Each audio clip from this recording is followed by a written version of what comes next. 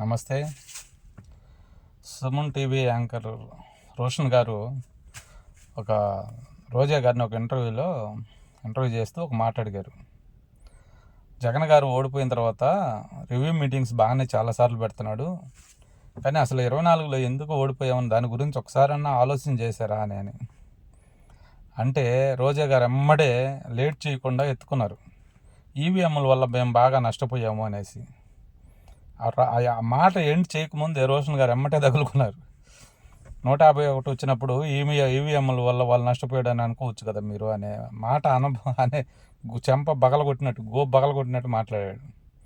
Thank you Roshan గారు. ఇవన్నీ మేము అడుగుతుంటాం, కానీ వాళ్ళకి కరెక్ట్గా తెలీదు. మీలాంటి వాళ్ళు అడిగితేనే కొంత ఆత్మ పరిశీలన చేసుకుంటారు.